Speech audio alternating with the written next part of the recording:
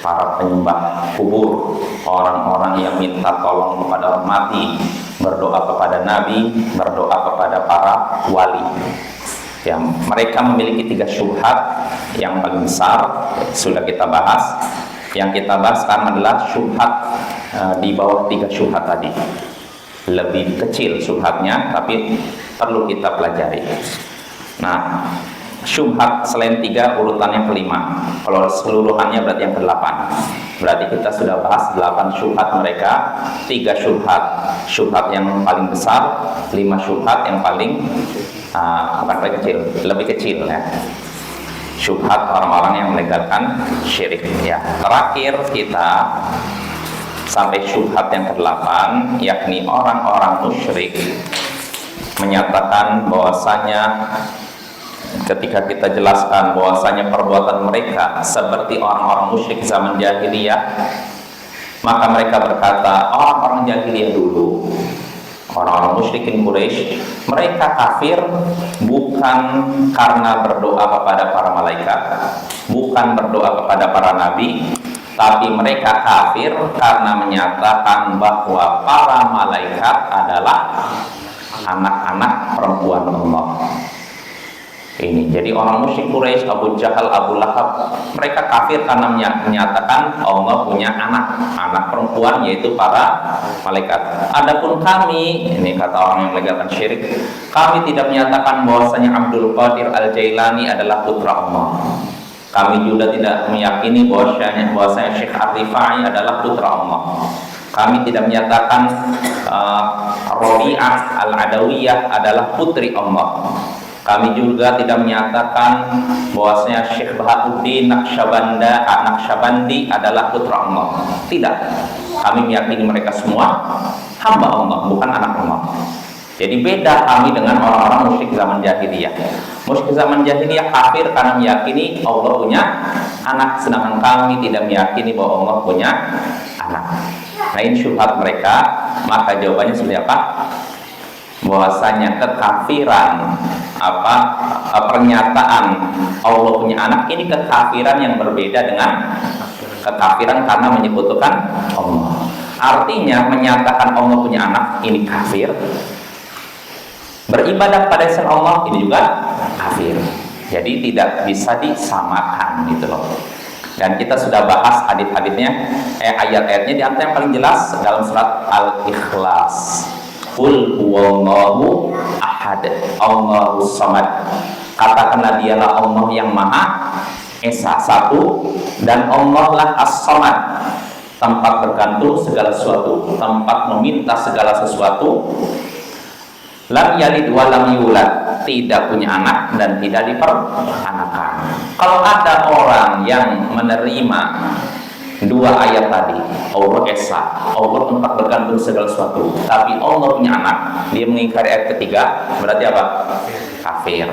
Atau ada orang yang mengakui ayat yang ketiga, Allah tidak punya anak dan tidak punya orang tua, tidak diperanakan, tapi Allah tidak Esa, boleh ibadah pada selain Allah. Bagaimana ini? Kafir juga ya. Jadi kekafiran pernyataan Allah punya anak ini kekafiran, beribadah pada selain Allah ini kekafiran yang lain, kekafiran yang berbeda ya. Nah ini ya, ini bantahan terhadap mereka, dan dibantah juga bahwasanya orang-orang musyrik di zaman dahulu menyembah Lata, tapi mereka tidak menyatakan bahwa Lata adalah anak Allah. Nah itu terbantahkan. Mereka hanya beribadah pada Lata, tidak meyakini bahwa Lata adalah anak Allah. Begitu juga yang beribadah kepada jin.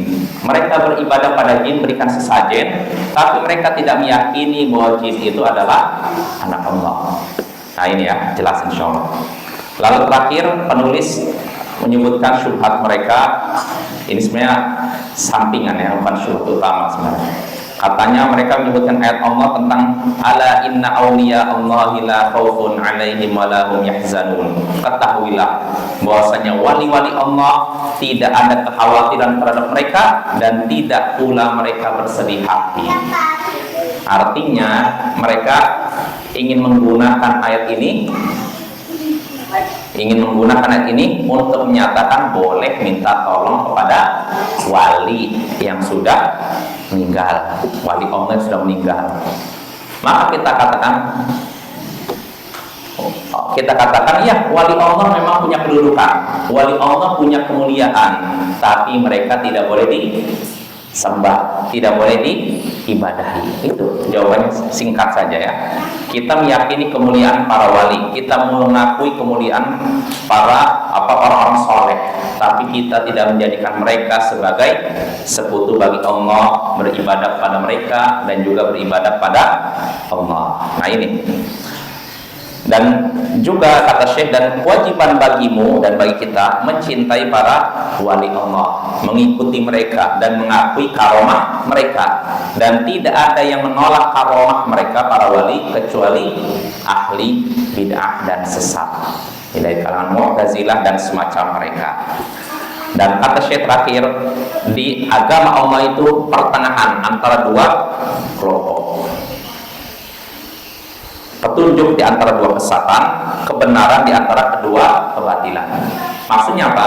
Terkait dengan karomah para wali, ada orang yang menolak karomah para wali, Mu'tazilah, dan ada orang yang menetapkan karomah para wali tapi berlebihan, sampai meyakini wali mengetahui perkara gaib, bisa mengetahui isi lauhul mahfuz, bisa mengetahui seorang di surga dan neraka.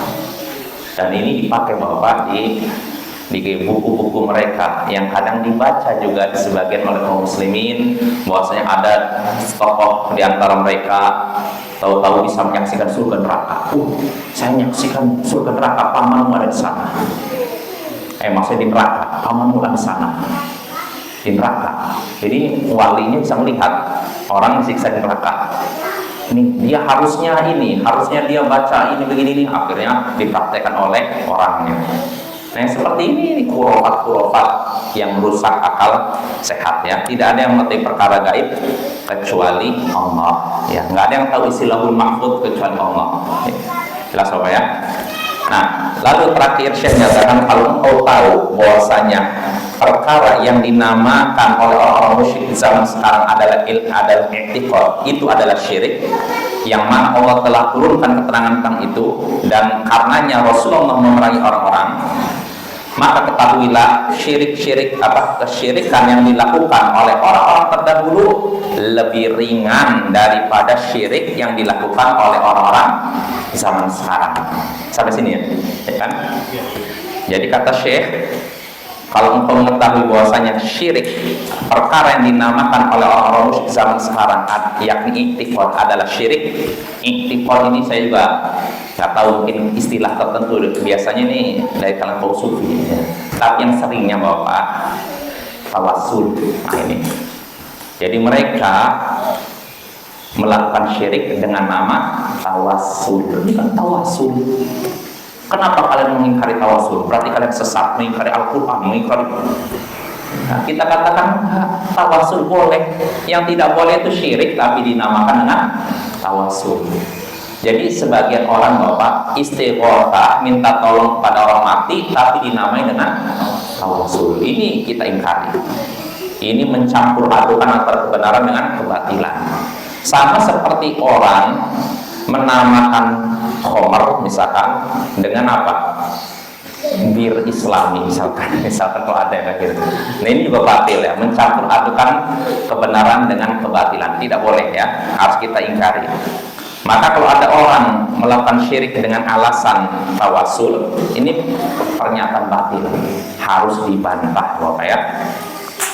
Dan itulah yang ada di zaman sekarang dan di zaman Syekh juga ya. Jadi mereka berbuat syirik, minta tolong kepada orang mati, lalu menamakan perbuatan mereka dengan tawassul.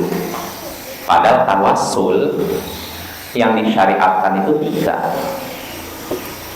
dengan nama-nama dan sifat Allah. Ya Allah, dengan namamu ya Rahman, berilah aku rahmat. Ya Aziz, berilah aku keperkasaan. Ini dengan nama Allah. Atau dengan sifatnya, aku memohon dengan kekuasaanmu, berilah aku pertolongan. Ini boleh nama. Atau lewat doa orang soleh yang masih hidup. Seperti para sahabat datang pada Rasulullah, wahai Rasulullah, ud'ullaha li, berdoalah kepada Allah untukku. Ini boleh, apa ya? Lalu yang ketiga, dengan menyebutkan amal soleh yang pernah dilakukan. Seperti kisah 3 orang yang terjebak di dalam gua. Mereka semua menyebutkan amal soleh yang mereka lakukan. Yang pertama, bakti. Orang pertama menyebutkan baktinya kepada kedua orang tuanya. Yang kedua menyebutkan tentang dia menjaga diri dari perbuatan zina. Yang ketiga, kedermawanannya. Nah, ketika pintu gua tertutup, mereka semua masing-masing berdoa.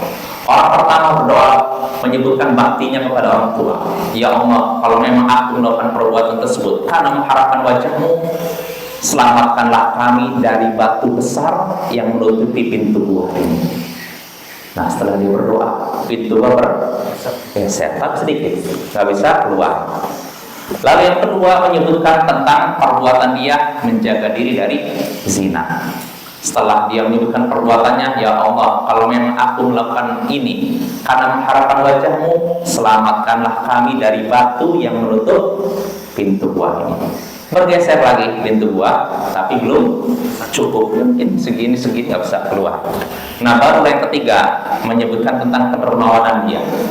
Dia pernah mengupah, punya pekerja, semuanya sudah diberi upah kecuali 1 orang pergi dalam keadaan belum ngambil upahnya. Nah, dari upahnya dia kembangbiakan, dia investasikan jadi menghasilkan keuntungan. Nah, setelah keuntungannya banyak, datanglah si pekerja ini menuntut haknya. Tapi yang diberikan bukan nominal gajinya. Misalkan gajinya 2 juta, yang dikasih gajinya 2 juta dan keuntungan dari hasil gaji tersebut diberikan, nggak disisakan 1 pun. Ini namanya apa? Dermawan kan artinya kan. Nah, dia setelah menyebutkan amal solehnya, ya Allah, jika aku melakukan demikian karena mengharapkan wajah-Mu, maka selamatkanlah kami dari batu besar yang menutup pintu gua. Bergeser lagi akhirnya batunya. Akhirnya mereka bisa keluar dari gua tersebut. Ini yang ketiga nih. Nah, supaya ini 3 yang disepakati para ulama. Yang ada pun orang datang ke kubur lalu bilang, wahai Syekh, berdoalah kepada Allah pada Tuhan. Enggak boleh. Apalagi minta rezeki kepada Syekh, tolonglah saya. Ini syirik. Kalau minta didoakan mengarah pada syirik. Ya Syekh, doakanlah saya. Memang tidak syirik, tapi di pintu menuju syirik nanti. Itu nggak pernah dicontohkan oleh para sahabat. Karena setelah Nabi meninggal, nggak ada satupun sahabat datang ke makam Rasulullah lalu berkata, Rasulullah, doakanlah aku. Saya pernah debat Bapak di internet dengan seorang, padahal saya nulis tulisan umum aja, tapi Facebook memang rawan sekali ya perdebatan. Nulis tentang ini, tentang intinya kita boleh minta tolong pada orang soleh ketika masih hidup. Adapun sudah meninggal nggak boleh. Saya nyebutkan kisah Nabi Sallallahu Alaihi Wasallam, Al Hasan Husain ya, cicitnya di Nabi melihat ada orang datang ke makam, ya kan? Lalu diingatkan, untuk apa kamu makan sini? Kalau kamu berdoa di rumah aja. Lalu nyampaikan hadis Nabi, jangan jadikan kuburku sebagai tempat perayaan. Sholat ucapkanlah salawat kepadaku di mana saja. Nah, saya sebutkan ini umumnya nggak dikasih syarat. Rupanya ada yang protes, mencaci maki. Ini berarti kamu sudah memusyrikan amalan kaum muslimin katanya. Apa maksudnya? Minta-minta kepada penghuni kubur dengan alasan tawasul. Ketika saya jelaskan, itu perbuatan yang nggak ada contohnya dari Nabi. Para sahabat nggak melakukan. Kata orang yang debat ini, ada buktinya. Disebutkan buktinya, ternyata hadisnya membahas tentang para sahabat minta didoakan kepada Nabi. Berarti Nabi hidup tidak? Nggak bisa mereka menyebutkan satu pun dalil yang mau menyebutkan para sahabat ada yang datang ke makam Nabi setelah beliau meninggal lalu minta, wahai Nabi, doakanlah saya. Ada. Itu menunjukkan mereka sendiri nggak punya dalil. Sebagaimana bisa terjadi. Itulah ketika kebodohan merajalela. Suatu yang mungkar dianggap biasa, bahkan amal soleh. Sehingga ketika disebutkan tawasul yang terbayang oleh mereka itu minta-minta kepada penghuni kubur. Nah, ini kemungkaran Bapak, harus diingkari. Termasuk ketika disebutkan ziarah kubur, sebagian orang ngira ziarah kubur tuh duduk berdiam diri di kuburan, lalu apa? Mencari berkah dari penghuni kubur, atau minta-minta. Ini apakah ziarah kubur? Tidak. Tapi sebagian orang menamakan itu ziarah kubur. Kita katakan bukan ziarah kubur. Ziarah kubur disunahkan. Adapun perbuatan kalian apa?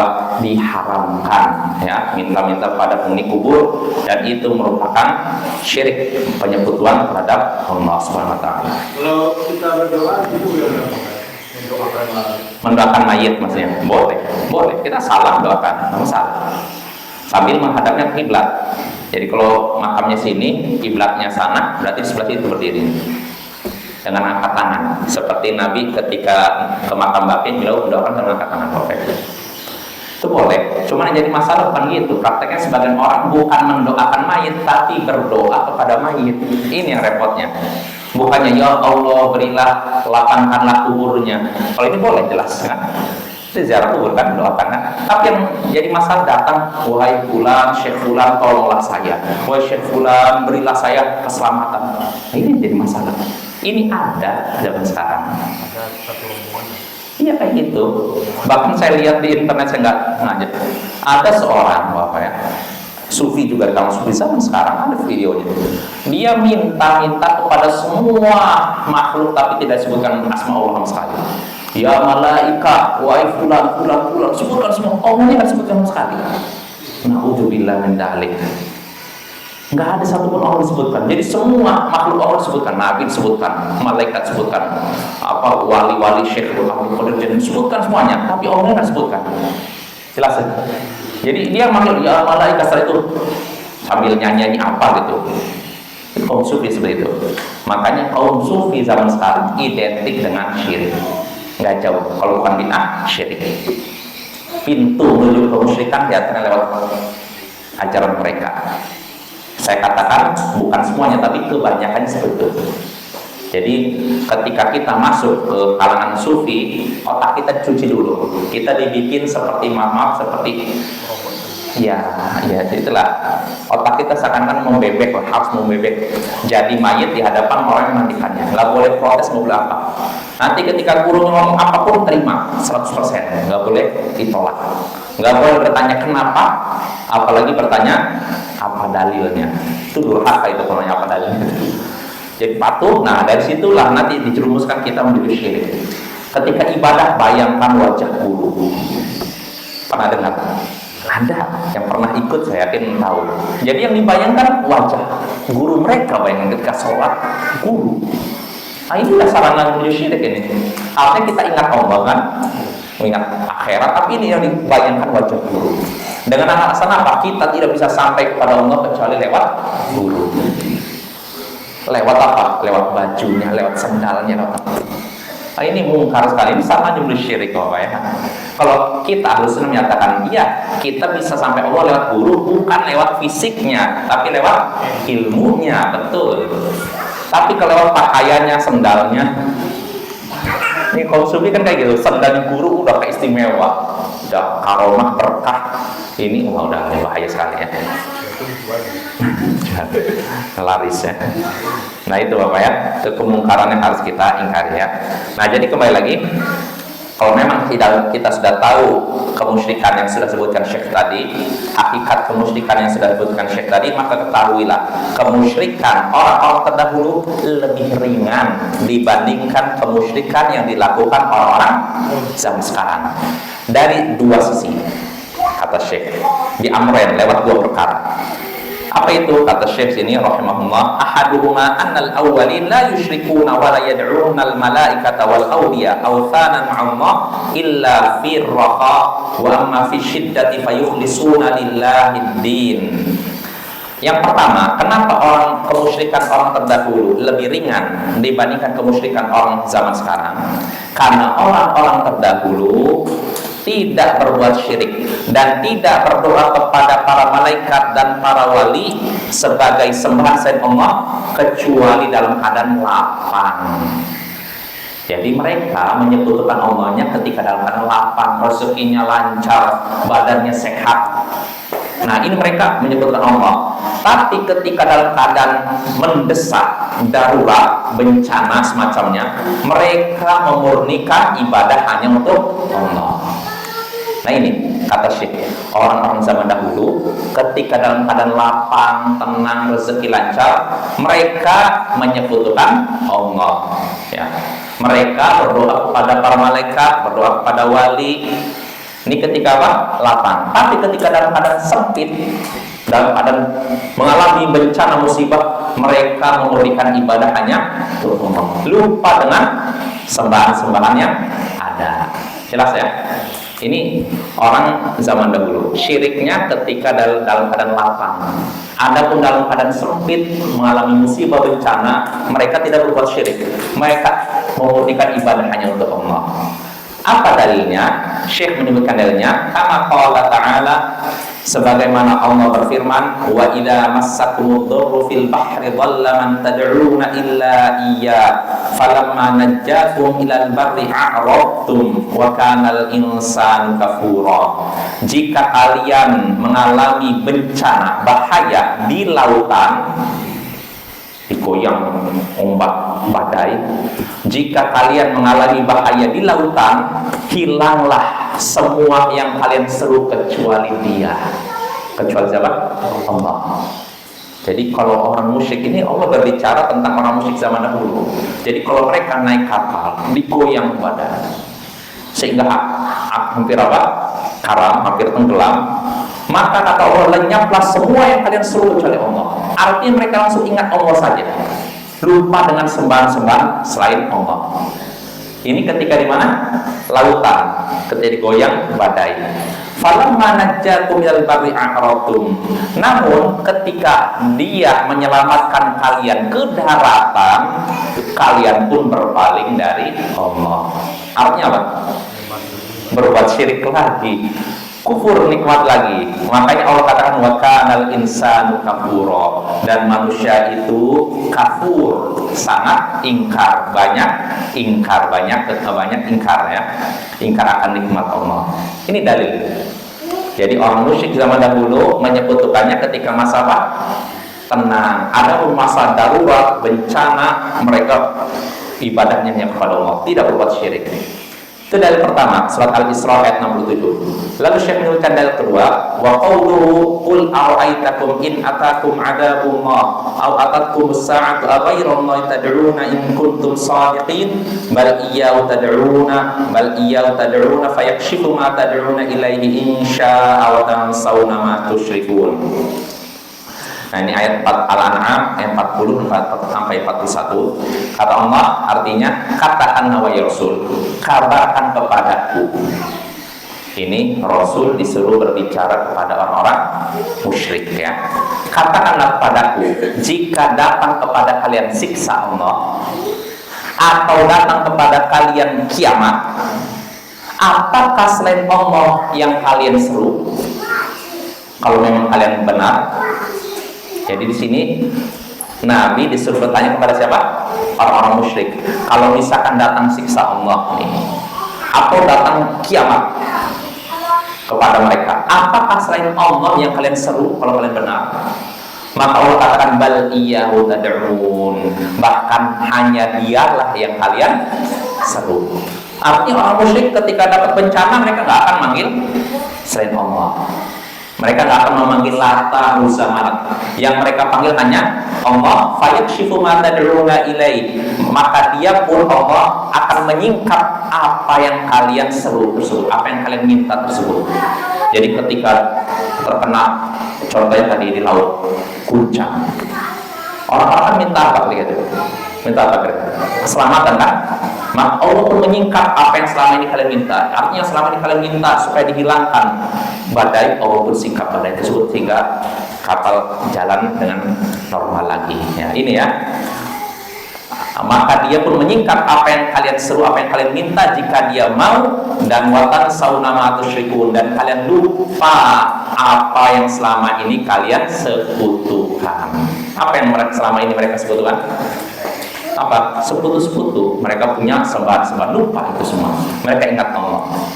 Ini dalil kedua. Nah, dalil ketiga, wa qauluhu ta'ala, dan Allah berfirman, wa idza massal insana dhurrun da'a rabbahu muniban ilaihi ila qaulihi qul tamatta' bi kufrika qalila innaka min ashabin nar. Ini surat Az-Zumar ayat 8. Allah berfirman yang artinya, jika manusia mengalami bahaya, dia berdoa kepada Allah dengan kembali kepadanya. Artinya benar-benar menundukkan dirinya kepada Allah. Ini Allah sebutkan setelah sampai akhir ayat, qul tamatta' bi kufrika qalila. Katakanlah wahai Rasul, bersenang-senanglah dengan kekafiranmu. Bersenang-senanglah sedikit dengan kekafiranmu, innaka min ashabin nar. Sesungguhnya engkau termasuk penghuni neraka. Berarti maksud insan di sini, jika manusia mengalami bahaya, dia berdoa kepada Allah. Berarti ini manusia ini siapa? Orang kafir, karena di akhir ayat menyatakan bersenang-senanglah dengan kekafiranmu. Ini menunjukkan orang kafir zaman dahulu kalau dalam keadaan mengalami mara bahaya, mereka doanya kepada siapa? Allah, bukan kepada sembahan mereka. Nah, ini dalil ketiga ya. Dalil keempat sebutkan Syekh. Ini Bapak kalau kita hafal ini ya,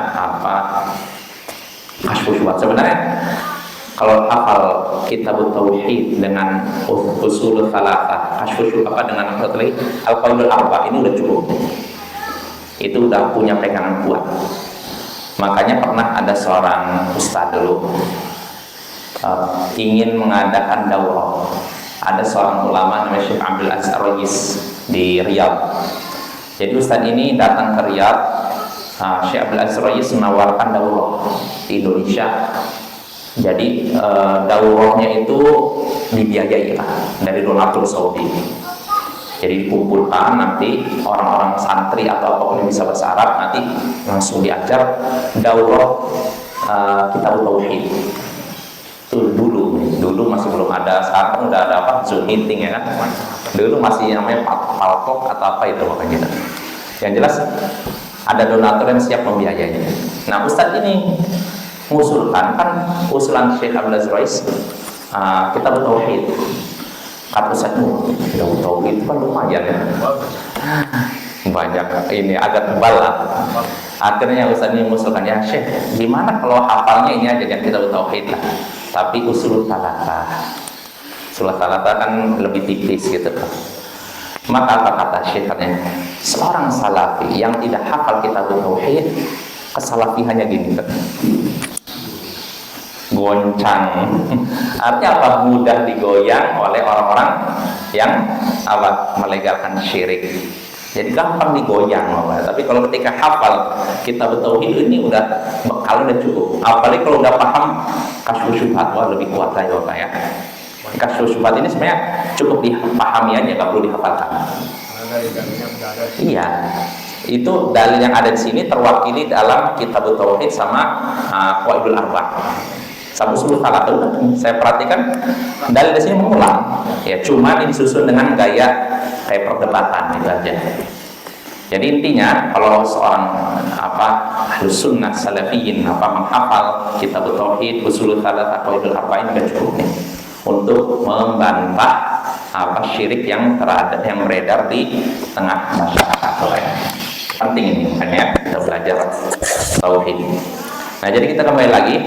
Ini dalil keempat sekarang Syekh menyebutkan bahwasanya orang-orang musyrik dahulu, mereka ketika dalam keadaan lapang, mereka beribadah hanya kepada Allah. Tapi beribadah hanya kepada ketika dalam keadaan lapang mereka beribadah kepada Allah dan juga kepada sembahan mereka. Tapi dalam keadaan sempit, mara bahaya, mereka ibadahnya hanya kepada Allah. Nah, itu. Syekh menyebutkan dalil satu lagi terakhir, wa qauluhu ta'ala, dan firman Allah Ta'ala, wa idza ghasyahum mawjun kabulati da'ullaha mukhlishina lahuddin. Jika mereka diterjang oleh ombak seperti gunung, mereka beribadah kepada Allah dengan mengikhlaskan ibadahnya kepada-Nya. Ini siapa ini? Jika mereka diterjang ombak sebesar itu, mereka ini siapa? Orang-orang musyrik zaman dahulu. Diterjang ombak setinggi gunung. Artinya apa ini? Badai. Dahsyat kan? Kalau orang kena badai kan, kadang badai di atas, kapal di bawah, gitu. Ngerti juga ya. Nah, jika mereka diterjang ombak setinggi gunung, mereka beribadah kepada Allah dengan memurnikan ibadahnya padanya. Artinya doanya hanya kepada Allah. Lupa dengan Lata, Uzza, Manat, ya. Ini orang kafir zaman dahulu, ya. Orang musyrik zaman dahulu. Adapun orang musyrik belakangan nggak seperti ini. Kata Syekh nanti akan dibahas.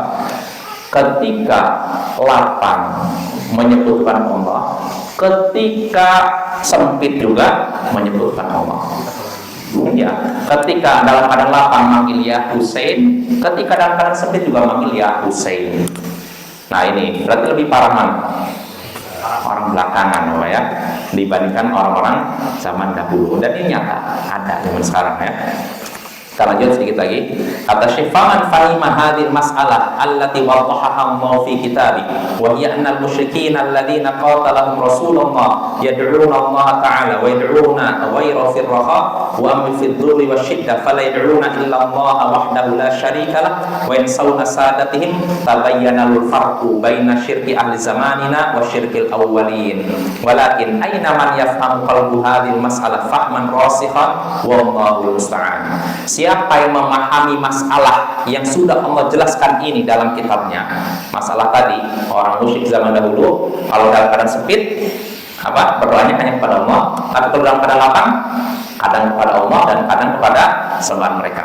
Nah, siapa yang memahami masalah ini yang sudah disebut dalam Al-Quran, yakni orang-orang musyrik yang diperangi Rasulullah beribadah kepada Allah, berdoa kepada Allah dan berdoa kepada selainnya dalam keadaan lapang. Adapun dalam keadaan sempit dan mara bahaya, mereka hanya berdoa kepada Allah semata, tidak ada sekutu baginya, dan melupakan pemimpin-pemimpin mereka, maka jelaslah baginya yang memahami masalah ini, jelaslah baginya perbedaan syirik orang-orang zaman sekarang dengan syirik orang zaman dahulu. Tapi kata Syekh, siapa yang hatinya memahami masalah ini dengan pemahaman yang mendalam, wallahul musta'an. Allah lah tempat omongan pertolongan. Artinya Syekh mempertanyakan siapa yang kira-kira memahami seperti ini. Ketika Syekh menyatakan siapa yang memahami seperti ini menunjukkan sedikit di zaman beliau yang memahami seperti ini. Karena beliau menyaksikan mungkin di sekitar lingkungan beliau orang-orang ketika dalam keadaan lapang manggil Syekh Abdul Qadir Jailani, ketika dalam keadaan bahaya juga manggil Syekh Abdul Qadir Jailani, manggil Syekh Rifai, Badawi dan semacamnya. Nah ini Bapak ya, ini bukti bahwasanya orang yang melakukan syirik zaman sekarang lebih parah daripada zaman dahulu. Ini bukti pertama. Bukti kedua, insya Allah akan kita bahas pada pertemuan berikutnya. Subhanakallahumma bihamdik asyhadu an la ilaha illa anta astaghfiruka wa atubu ilaik. Assalamualaikum warahmatullahi wabarakatuh.